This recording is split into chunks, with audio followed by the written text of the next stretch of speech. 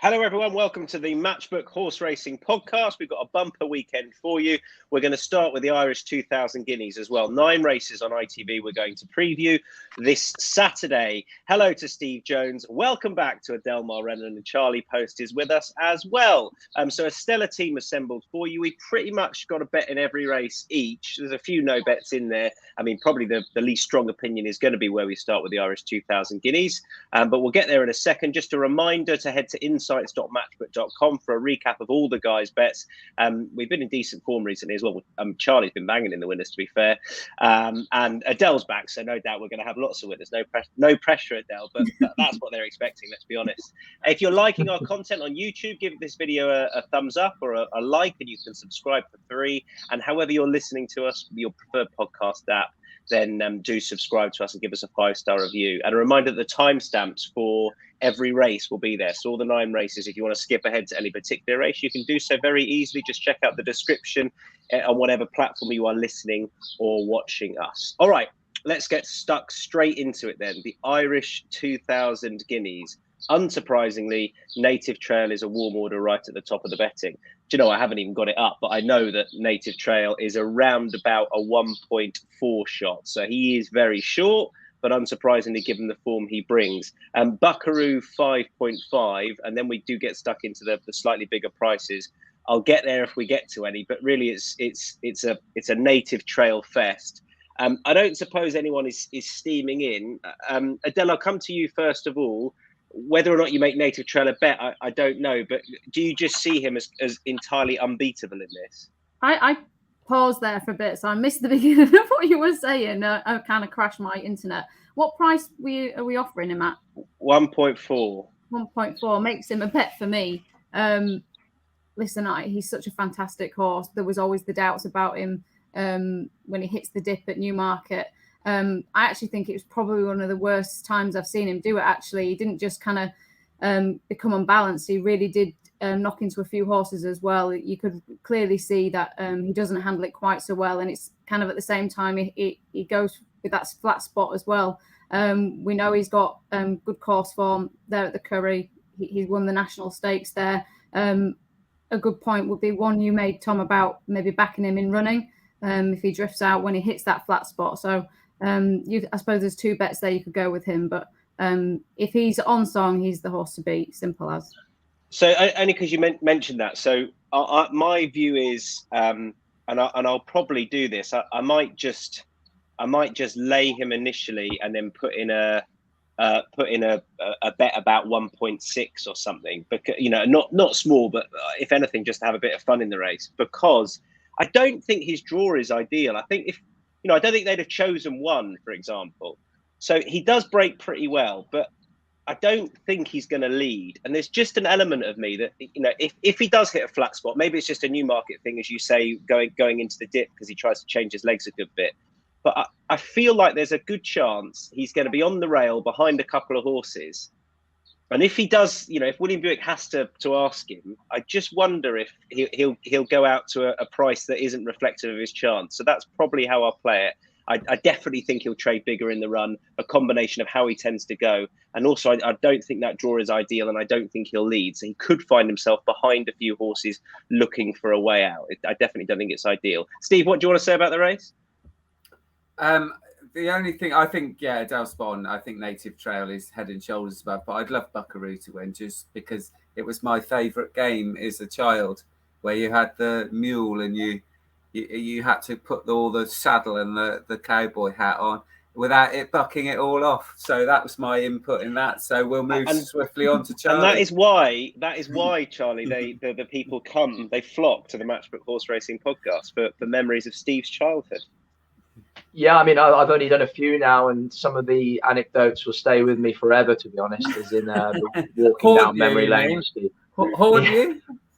Well, I mean, I suppose, you could look at either way, but I'll never be able to leave them behind anyway, unless I lose my mind or something. I mean, Buckaroo, I don't know if I remember that one, but I might Google it after the show. So, no, great.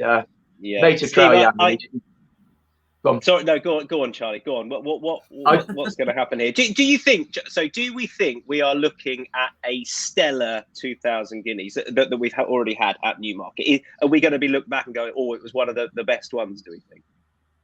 I think there's every chance. I think there's going to be a lot of very good horses. I mean, we've got if he's not going to get there, probably Luxembourg as well. I mean, Curragh, I think, has everything in front of him, and Native Trail. I mean, he ran a super race, didn't he? It's only sort of the clamour of expectation of him being a champion juvenile that maybe there's an element of disappointment he didn't win.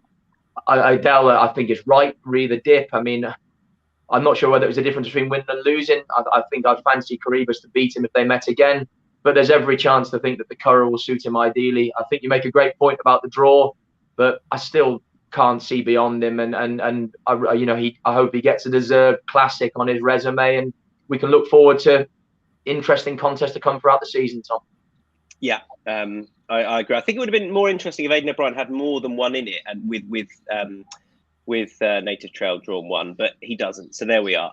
Everyone thinks Native Trail is going to win. It's just whether you want to play in the run and look for a slightly bigger price. And Adele makes the current price backable, to be honest. So let's move on from the Irish 2000 and we'll head now to the domestic stuff. So we kick off with the 145 at Goodwood. This is the Harroways Handicap. Alatabi is the horse that heads the betting, is 6.0. Gisborne is 7.5. Bosch under Pat Dobbs is currently 10.0. River Pride also currently under Pat Dobbs. I mean, he's good, but he's not that good. Is 13.0. Evocative Spark is a shorter price than that. Is 8.0. Then we do get stuck into the bigger prices. Okay, Steve, I'm going to come straight back to you. You like the horse at the top of the betting? Yeah, I do. I always like over 7 furlongs at Goodwood. I always like to be drawn on the inside. 7 and a mile is basically a fairly big advantage. And Alatabi's in 3. Ran here last time over this course and distance, only beaten in neck. That was only his 4th start. He had 3 last year. And he was pretty unlucky to some respects last time because he was trapped away and Jack Mitchell, who rode him that day, tried to get out, and he was also shuffled back at the start. I think something came across him at the start, and he was badly positioned, and he had to come down the wide outside. And Notions, who won the race, just got the splits at the right time, and I thought that was quite a good race. I certainly thought the front 2 were by far the best in the race, and if he steps up for that, then I think Alatabi's got a good chance. And like I say, last season, he had some really promising form when you consider he won his debut at Newbury, and there were horses like O'Herbert's Reign and New Kingdom and Dubai Poet, and they're rated 90s, and the last 2 there, Dubai Poet and New Kingdom, are in the hundreds, and then he finished second to one who's been prolific since. So he had really good form from last season. Should step forward for that return. And if he gets the breaks from stall 3, I think he's got a great chance. Yeah, stall 3 for you. A low draw and a big price for you, Charlie. Yeah, War in Heaven for me. Andrew Boulding continues to bang the winners in. Looks a bit of a work in progress, this horse. Maybe not completely straightforward, but the run at Ascot on his last start behind Elf Flayler from £5 out the handicap was good. I think the winner potentially could end up being a group horse. And the draw is okay. He could need a bit of luck in running, but he looks a bit of a quirky customer. He runs around a bit, so I just thought it might suit him coming through horses, and I thought the track might play to his strengths, and with a lightweight, and I think he's well into a double figure price, so a win and place bet for me in this race on War in Heaven. Adele, slightly wider draw for yours. Yeah, I'm not. Yeah, usually you would want a low draw, but Ross Collin won from that draw last year, so I'm hoping it's not going to hinder him too much. He's a really strong traveller, so hopefully he'll be able to find himself into a good position. Evocative Spark, I was at Beverley when he won the last day. He's actually ran there twice this year, and he was unlucky probably not to have won both his starts there. He was trapped wide on his first start. He had a bad draw, and Beverley, you do really need to have a good draw there. So I think he's unlucky not to have won 2. That was over 7.5 furlongs. He stays that little bit further as well. I think Goodwood will be perfect for him. George Bowie's horse has been absolutely flying this year. I think there's still a bit of improvement to come from him, as long as his draw of 11 doesn't hinder him too much. It didn't with Ross Collin last year. So I just think he's a nice looking horse, and I think there's still some progression to come from him. I know this was the target from Beverley. It was Saturday's the target for him. Yeah, evocative spot for George Bowie and Callum Shepherd. And I am with Bosch. I'm a little bit confused as to the Pat Dobbs scenario, why he's jumped on 2 horses, but there you go. Hopefully he'll ride Bosch. When he won at Newbury back last year in July, I was very impressed with him. And then he was entered up, I think it might have been to come back to the Super Sprint. I can't remember where it was, but they took him out and they went to Naas for that big sales race where he finished second to Sacred Bridge. They were drawn the right side that day, but Sacred Bridge is rated upwards of 100 or nearly 110 now, I think. And then he went to York and he was very disappointing when beaten. I mean, it's worked out a good race, that York Handicap, but we haven't seen him since. So I guess not all was well. He reappeared at Newbury when travelling very strongly. Hoop at 50 won the race and runs again on this Saturday. I think that's decent form. He's gone up £2, and you might look at it and say that he didn't stay, and that is at the back of my mind. I think he's definitely the best treated horse in the race, and 9's okay. I think here, if there's worried about stamina, maybe he'll get away with it. Richard Hannon, he's got a decent record in this race with some good horses. Oh, This Is Us, beat Le Bon in the last 5 years, and I know he's got 3 in here, but I think he's potentially a very good horse, and 7 furlongs here I think should just about be ideal. I thought he was far too big to not have a bet on. Okay, let's kick on. So we move on to the 2 o'clock at Haydock. So this is the Nell Hook Handicap. I haven't loaded up the page just yet, so I will come to selections first of all. Let's kick off as Mighty Ulysses is pretty short towards the top of the betting. Charlie, you can make the case first of all. 2 o'clock at Haydock, yeah? Yeah. That's right. All right, Sunshine. Yeah.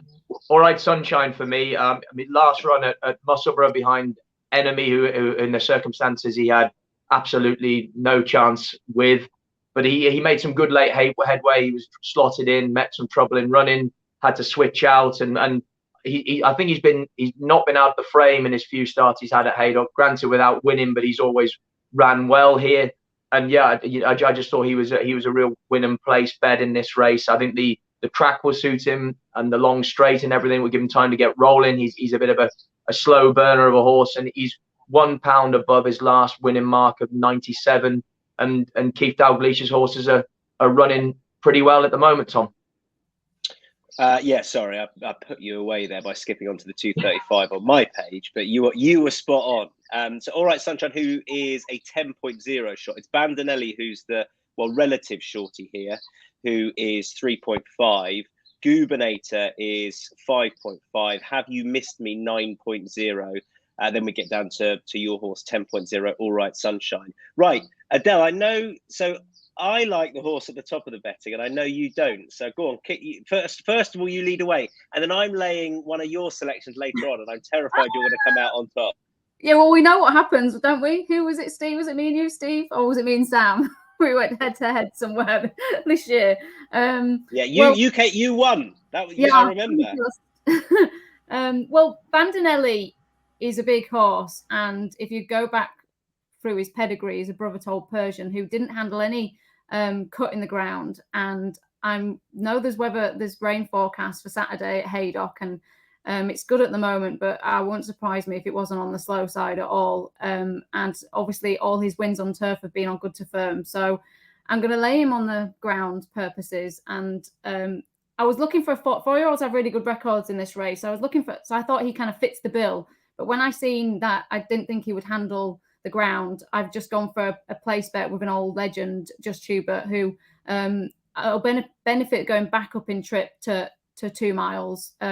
He won over that trip twice last year at Goodwood and at Ascot, and he's had a good pipe opener this year already as well. So hopefully that will have blown away a few cobwebs. Set back up in trip, Nicola gets on well with him. So I've gone for Just Hubert as a place bet, and I'm going to lay Bandinelli on the ground. Adele, Will you only lay Bandinelli when you've seen the going, i.e. if there's any soft in the going description, or would you do it anywhere? It's Haydock. It can't possibly be any quicker.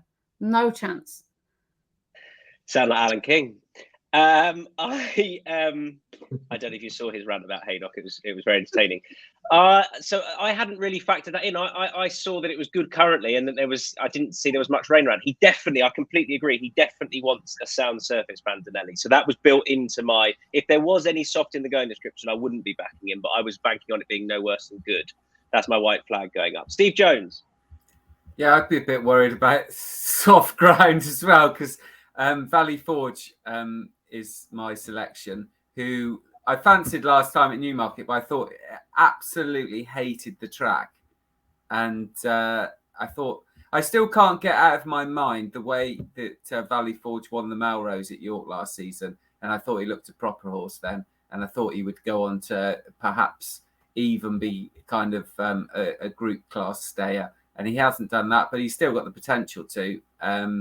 So hopefully he's taken a step forward for that. And the other thing is Andrew Boulding's horses haven't been in great form so far. And I think that they're just starting to hit a bit of form and certainly build a bit of momentum up. So I think Valley Forge will certainly improve for that comeback run. Will certainly like getting back on a more conventional track, even though I just hope that the ground is not as soft as Adele thinks it might be, because that would put me off. So, but Valley Forge. There is rain forecast for Saturday. I just thought I'd let you know. We're all terrified now. We're like, all right, be on weather watch then, perhaps for Haydock. Let's move on to the next at Goodwood. This is the 2:15, and it's the Festival Stakes. Far too difficult for me. It's open enough. Adele, I'll come straight back to you, and I'll give you prices when the selections are put up. It was a very difficult one, I thought, and I just didn't really I didn't think Victory Chime beat that much when winning a listed race there last year before going abroad to Bahrain. So I just, even though he holds that kind of, he's proven at that level, I just wasn't quite sure whether he beat a whole lot that day. So I'm going to go with Stormy Antarctic because I know he's more than capable of holding his own at that level. He won the race last year off a mark of 110. So I've got him on side. He seems to be able to handle anything that's thrown at him, and I just think you're going to know what you're getting with him. So I'm going to go with him. He likes it at Goodwood, and I think he's big enough to back for a place market as well. So I just thought it was a tricky one. So I'm going to stick with a horse that I know is very much proven at that level.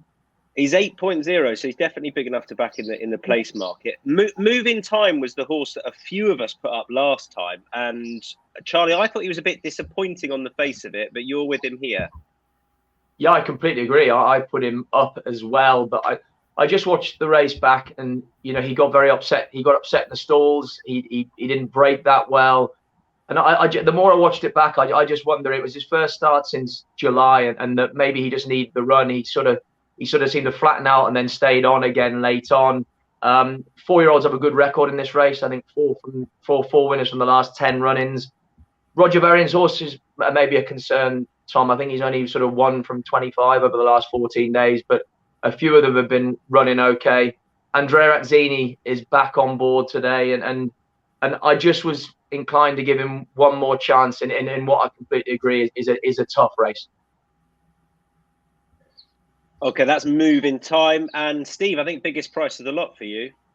Yeah, back in the day when you were in your early 20s, I knew that you were known as the West End Charmer.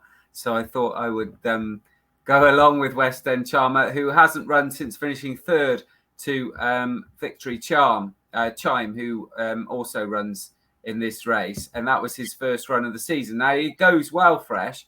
And when he gets to the front, he is very, very dangerous. And he couldn't get to the front in that Victory Chime race. Now, if he does this time, I think we've seen it so many times at Goodwood with Mark Johnson horses that they just don't come back. And Franny Norton is good as anyone from the front.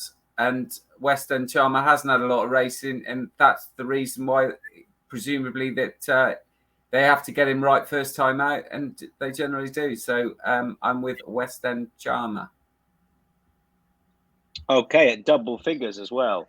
Right, let's move on to the next Haydock. This is the 235, the Silver Bowl Handicap, where Mighty Ulysses is a warm order at 2.63. Benoit de la Sayette for John and Teddy Gosden. Dirty Old Town is next in the betting, who's 8.0. Mr. Wilson is 9.0. Bigger prices the rest. Okay, everyone is pretty keen Mighty Ulysses wise. Steve, I know you're... Go on, I'll start with you then, Steve. I agree with you for this show. I take it this is win and place. Yeah, providing the price is right. Mighty Ulysses is obviously got a good chance, and I think he's only about 21 for the St James's Palace. But he's got to give a stone, apart from the apprentice claim, to who put 50 in you. And I was really impressed with him last time at Newbury. He's won 3 out of 3. That was his comeback run. I thought 7 furlongs looked a bit sharp, but that blew the fizz out of him. I think he was well on top in the closing stages. I don't think he only won 3/4 of a length, but I don't think that does it justice, the winning distance. And he's still capable of a huge amount of improvement. So I don't think it's going to be easy for the favourite to give that much weight to a horse with the profile and the potential of who put 50 in you. Okay, so he's 11.0. I definitely, he's a much bigger price than I thought. So I would have him on side win and place. Do you know what who put 50 in you the saying is, Steve? Because it sort of half applies to you. Does it? I would have thought people would have had to put more than 150 in. That's when somebody's chirping away and they don't stop. You're like, oh, who put 50 in you? It's very Steve Jones. I've played cricket with you, Tom. I know exactly what it's all about. So I agree, win and place, but I think this favourite is a fair shout. I probably will back him for the win. He's sort of got the similar sort of profile as that Juddmonte horse from the same owner same trainer, who won at York. His name escapes my mind. Who had a Group 1 entry. The way that John Gosden tends to approach it is if he can see a handicap en route, if he looks at a mark and goes, yeah, we can take advantage of that, he tends to run them and they tend to win as well. So I think Mighty Ulysses, Adele will be very difficult to beat. Was it called Simburu? You got it. Absolutely, it was. Yeah. No, I think this will win this horse. He was very impressed. He didn't quite stay, did he, when he ran in the Epsom Derby trial? He was keen over 1.25 miles, so the drop down to a mile certainly suited him at Newmarket. Benoit offsetted his penalty that day with his £7 claim. That's gone down to 5, but I still think he's the horse. If he's going to take up his entry in the St James's Palace, then he needs to be winning that on Saturday, doesn't he? I just want to give a little mention to Spirit Catcher, because he's a horse that I've been following for Charlie Mark Johnson, who won up at Musselburgh, won the Royal Mile or something handicap up there.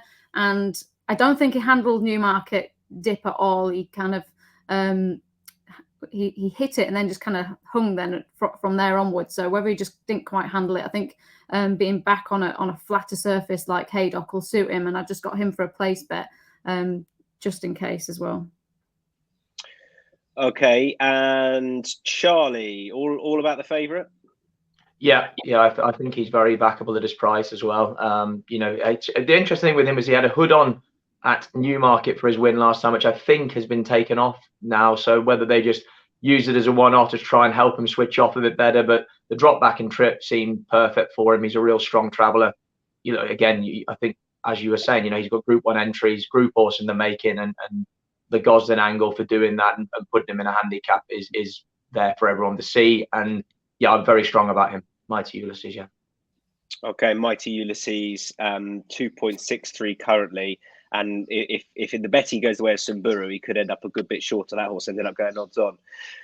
Reminder before we kick on of our welcome offer at Matchbook. It's a £30 welcome offer with money back as a free bet if your first bet loses. So it's for new customers only. You've got to use the bonus code Insights30, Insights30. That's the numbers. Place your first bet. If it loses, Matchbook will refund your stake as a free bet up to £30. The full terms and conditions are on the Matchbook website. 18 plus, BeGambleAware. If you are listening to our content here and you don't have a Matchbook account, it's well worth taking advantage of. You're likely to get best odds anyway, given the nature of the Matchbook exchange, which we've explained plenty of times. but also you can have £30 back as a free bet if that first bet of yours loses. So it's well worth taking advantage of, and it's across all the sports as well. Okay, 255 at York we move to next. This is a 5 furlong handicap. Love these. Charlie, I know you're sitting this one out. 14 runner field, coming down the centre, and it is very open as well. So Alligator Alley heads the betting currently at 6.0. 6.5 for Lookout Louis. Sir Titus is 9.0. Atalis Bay is the same price. Jawal 11.0. We're into the bigger prices then. Okay, 3 different shouts. Go on, Steve, you're back with the old boy, Copper Knight. I was tempted last time, and then I didn't think he ran all that well. I've just seen his price. I can't quite believe it, to be honest. So if he stays around 15.0, happy days, winning place. Now, I always think that you want to be sort of towards the far side or the middle in the sprints at York. But in this race, I think all the pace is high, and Copper Knight's one of them. I think Atalis Bay obviously will go forward, and I think Copper Knight sit upside. So I don't think it's going to be easy to come too far off the place. I was interested in Jawal, but he's drawn in 1 and he likes to be held up. And this Copper Knight absolutely loves York, and I know he didn't run one of his better races last time. That was his second start of the season, and if you go back, he tends to need 2 runs. He quite often wins on his third start of the season, which is in line with a lot of sprinters. They tend to hit peak form on the third start of the season. If that's the case with Copper Knight, his record at York is just fantastic, and I'm willing to forgive him that one last time if it just because he's getting a bit older. He might need another run to actually put him on peak form, and if that's the case, he just loves the place. So 15.0 is insane for me. 15.0 Copper Knight. What do you make of that draw, Adele, on the straight course? Because I like Steve. For some reason, I feel like middle to far side is where you want to be. And in the opening sprint at York, at the meeting there last week, all the pace seemed to be that side, and they won up the near side. So do you just think it's where the pace is?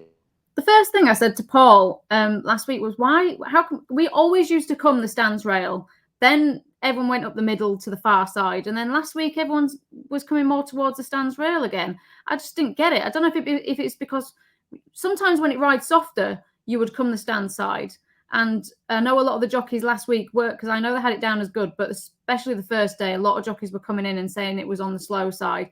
I know when I interviewed John Gosden, he noted the fact that he said it was slow, the ground. So I don't know if it was just because the ground was slow and they ended up coming that side. I just, to be honest with you, I just don't get it at York. It's literally different every time. When I used to ride them, I used to just think, just stay in a straight line. That's, quickest way, A to B. But yeah, I can't answer that, Tom, because I just don't know why they do it. That's fine. I guess maybe the best thing isn't to pick a side before you've looked at a race, and then if there is, like Steve said here, the pace is all one side. I guess that's where you got to stick to your guns. The stands rail at the last meeting was quicker on the going stick compared to the middle and the far side, so that might be why as well. So that might be just worth checking at on the day. Just check the going stick reports and just see what William has it down as, whether he has it quicker on the stand side or not. That's always worth checking at York. Okay, where are you looking? I'm going for a horse called Sir Titus. He's a horse that I followed last year, and I backed him first time out at Redcar the other day, and he just got beat by Neck. I'm going for a horse that I think is still very much unexposed. I know we've got the old boys in here. Like Venturis, I think, has been given a chance by the handicapper, but I would just really like to see Connor Beasley on him because I think he's a horse that is better for knowing. He's absolutely huge. I'd say Tom Marquand got a shock when he seen him when he rode him there the other day because he's like a dinosaur. He's absolutely massive. And he's quirky in the stalls. He can rear up, he can miss the break, and you just have to really make his mind up for him.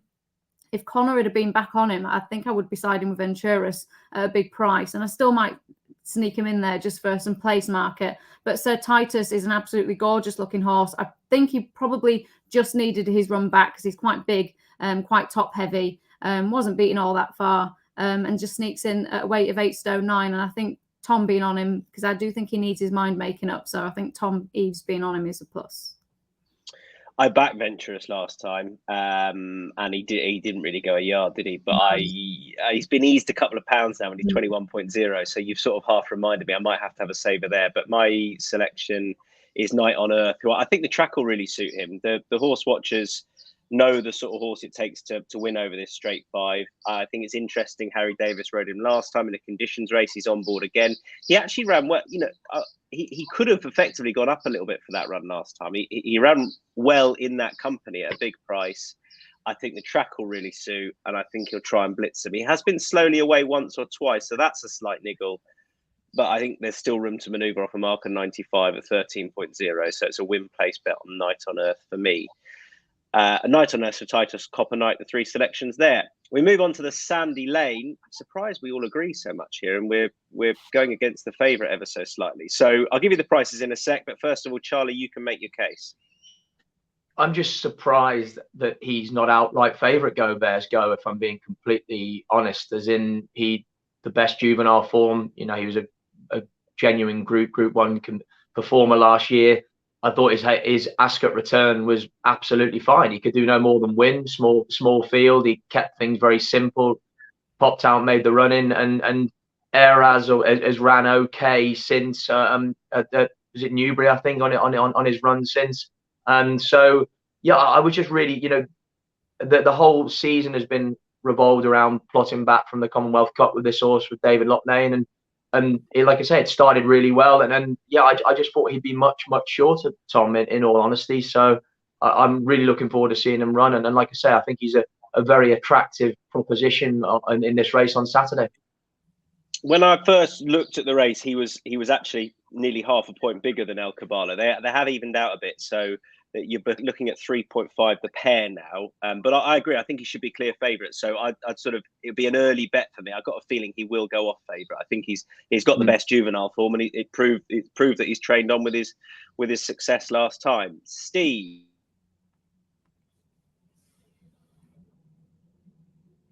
I just think that his 6 furlong form is by far the best.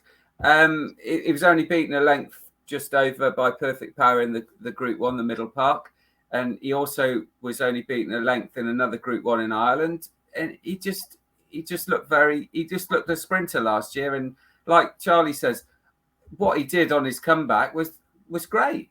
I just thought it was a perfect starting point. You don't want a horse like him who's going to have, you would hope, a productive season in top level races like the Commonwealth Cup, and you don't want him 100% fit first time out. But I thought that was a great starting point, and I'm amazed that he's not favourite. Al Caballo, who seems to be the main rival, it's also good. He's drawn right on the stand side, and Go Bears Go is one inside him, so he should get it perfectly because Al Caballo likes to go from the front. So I just see everything in Go Bears Go favour.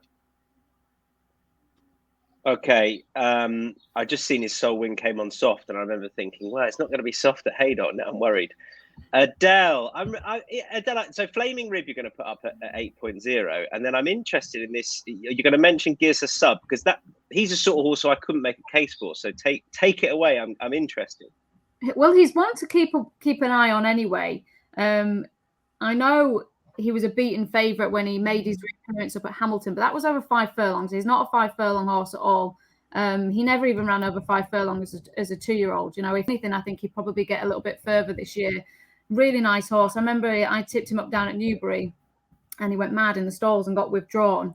So I think you can make up a few excuses for him on his last runs. I think obviously 5 was way too short for him. And I think when he ran then his last day out in France, it probably was too soft for him. So I think you can cross a line through that. So I'm going to have him as a little place bet anyway, and one to keep in my tracker for the rest of the year. Kevin Ryan will definitely have a plan with this horse. He's got, honestly, such a nice looking horse, and he will have definitely needed his run back. And then I've gone for a horse that I think has got such a fantastic attitude, Flaming Rib. He's not the biggest, but he certainly knows how to win his races. And if you look at his form, I mean, he's only one bad run last year as a 2-year-old was in the Greenham over 7 furlongs when he was keen. He made his reappearance run back at Chester over 5 furlongs, showing he's very versatile. He'll handle any ground, and I think he's such a fantastic horse. I really liked him last year. I remember seeing him at Doncaster when he won that listed race, and you kind of overlook him because he's not a flashy looking horse. He's kind of quite light framed. He's not like a big chunky sprinter that you would expect to see. And I think he's got a little bit of stamina in there as well. So I'm going to go for Flaming Rib and gives a sub for one to watch and play at the place market. 26.0 for Gears a sub. If you're looking in the place market, you can sort of half work out what he'll be when that market fills out. And 8.0 for Flaming Rib. A couple of shouts for Go Bears Go, who's not clear favourite at the moment, 3.5 joint favourites we have currently. We move on to the 3:30 at York. We've got two more to go. 3:30 at York is ever a mile 6. It's the Bronte Cup, Fillies Stakes. Believe in Love is the filly that heads the betting. Currently a 4.5 shot. 5.5 for Mighty Blue. Silence Please is 6.0. Urban Artist, last year's second, is 8.0. Eileen Dover is 9.5, as is Glenartney, and 21.0 Sea Sylph. I'll just kick off because my shout is pretty boring. Urban Artist ran really well last year when finishing second to Tribal Craft. She had a bit of company for the lead that day. Maybe she wants a bit of cut in the ground, which I'm not certain she's going to get, but equally, she might have a bit more chance of lasting home if it's not quite so soft underfoot. I don't think she wants it quick anyway.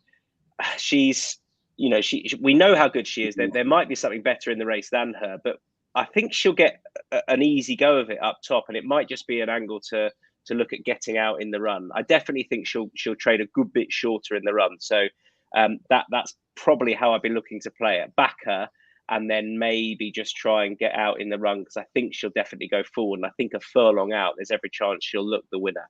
I'm just a little bit concerned about how she will finish off the race. Adele, nothing for you. And Steve and Charlie are singing from a similar hymn sheet. Steve?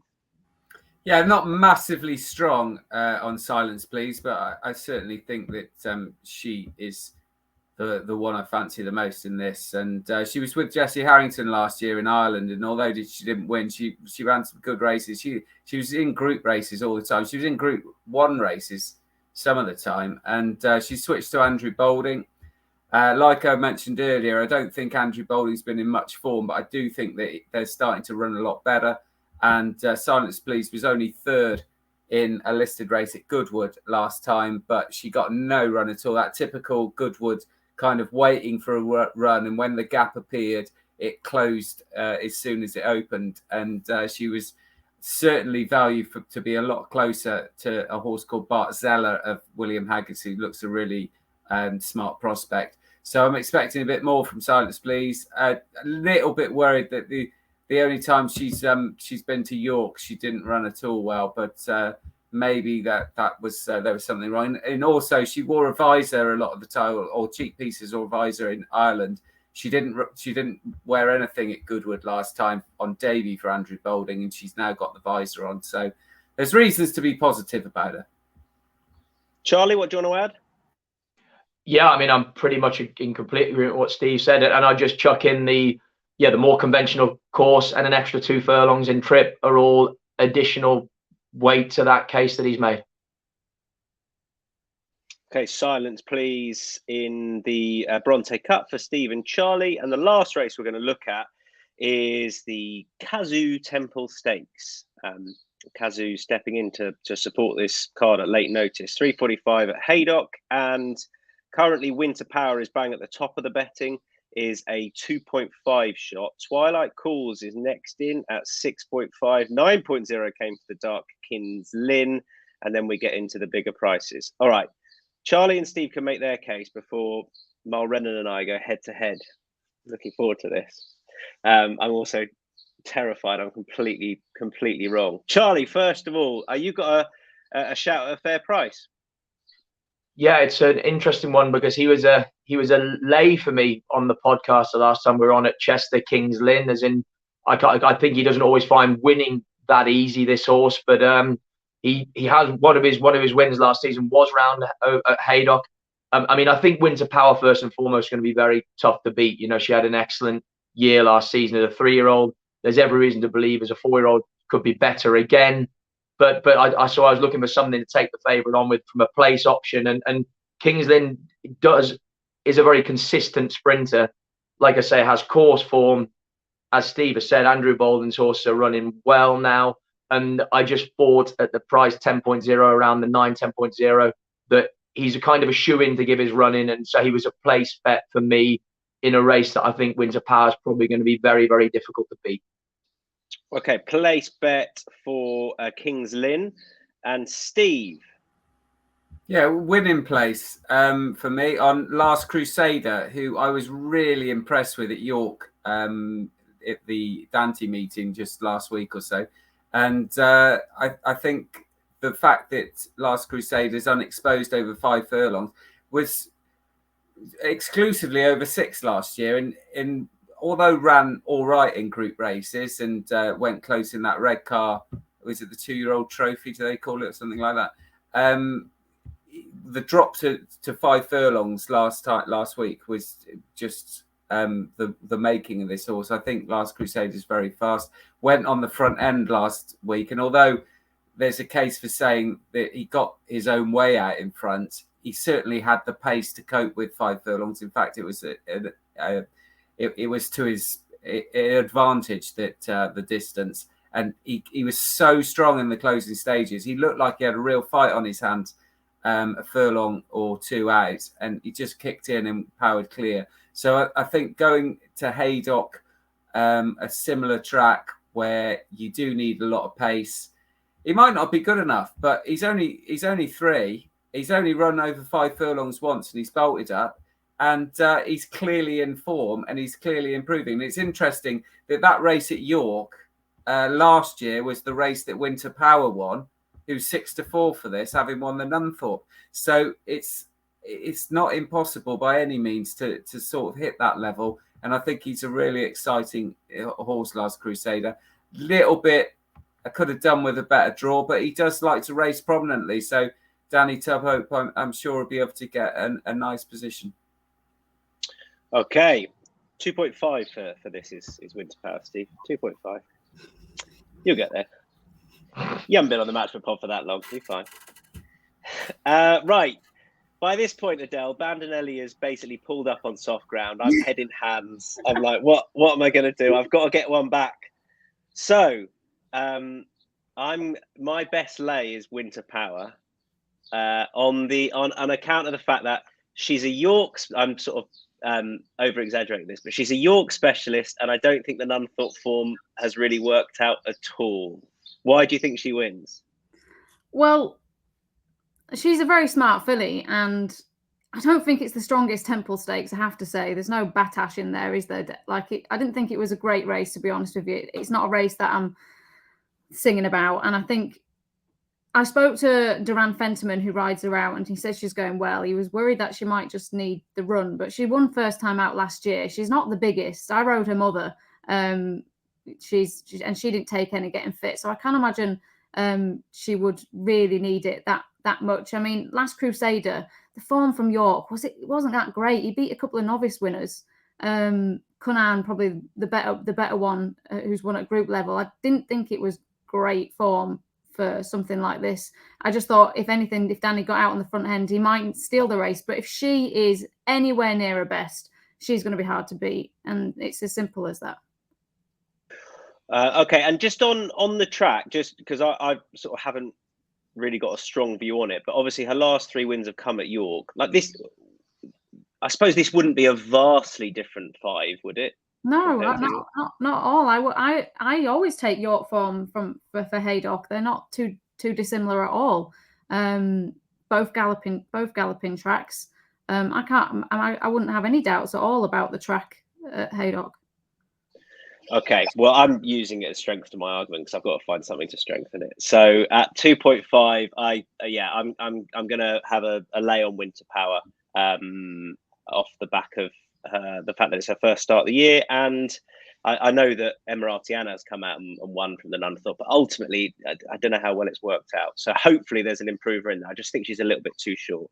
Okay, what about ground? What about ground, guys? Winter Power. If we get this rain, it goes slow.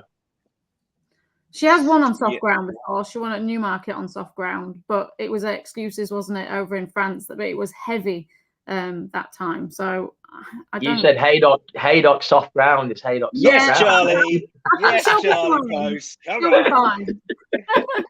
My only worry was when I spoke to Duran and he was like, yeah, she's not quite fully tuned up. And I was like, oh, okay. Do you know I hadn't really genuinely hadn't, because I hadn't banked on it. I thought it was going to be good to firm, but there you are. It's a bit more strength. But yeah, she did. You're right. She did win on soft at Newmarket. Okay, we'll see what way she goes in the betting. I wonder if she'll end up being shorter. Be interesting. If she is, it'll be a stronger lay for me. Which moves in the paddock, she's going to look fit. She's not like a horse that's quite gross anyway. So I don't think she'll drift out. I think if anything, she might shorten up. Which brings us to best lays quite nicely. For me, 2.5 is fine, and if she does shorten up, I really don't think she should be any shorter than that personally. So Winter Power is my best lay of the day. Adele, your best lay?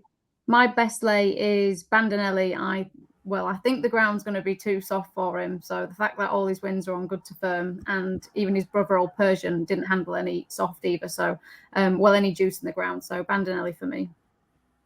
Charlie, your best lay? Tomorrow, the Derby trial at Goodwood, Lysander. If he shortens up to 2.0, I just thought Natural World was ridden too aggressively at Lingfield, but the track might suit him. Oldless Huxley ran okay at Newmarket, and I really like Lionel. I'm looking forward to seeing him run tomorrow. So if Lysander ends up 2.0 or less, then he's a lay for me. Interesting, you mentioned Lionel. He was our sort of big price Team Steam and then was pulled out the race last time he was due to run. I do agree he's very interesting. And I think Charlie's 100% with his best lays so far, and they don't always fall on the day that we're previewing. So interesting. Steve Jones, your best lay? Stratford, 7:30 in the evening. And I don't know the betting for this horse, but it was of a SP forecast that could be miles off the mark. Crimson King was around 2.4, something like that, 2.5, and has never run any sort of race, flat or jumps, on turf. So if that horse is that sort of price, even though it's an awful race, I'd be taking Crimson King on because I think he's an all-weather horse. Okay, that's Stratford, 7:30, Crimson King. Best bets for Saturday afternoon or anywhere this weekend. Charlie, straight back at you. Your best bet? Mighty Ulysses, just for all the reasons that we discussed earlier on. Possibly potentially a group horse and a handicap, and I think better days are ahead of him. And if he's any sort of price, I'm very, very keen on him this weekend. Around about 2.5, I think, currently in that 235. Haydock, Steve, your best bet? Go Bears go. Bears are always best. And in the Sunday Lane, I think, it's pretty straightforward for me. I think Go Bears go is the best horse in the race, has the best form, and it's going to be a really exciting sprint prospect. Adele, where are you going for your best bet? I'm going up to Musselburgh, a horse called Eddie's Boy that Paul rides for Archie Watson, who runs in the 3 minutes past 3 conditions race, who won at Southwell, has got some really fancy entries, especially in those valuable sales races. So I think he'll run a big race, and I think hopefully Paul will have a winner. Adele, I think this is the first time you've ever put up one of Paul's mounts as your best bet. I'm actually quite nervous now. I'm nervous as well. Good luck to so fingers crossed. Good luck to that one, and I'm going for Bosch, who is now the mount of Jamie Spencer. That's my best bet. Good, that's worked out well.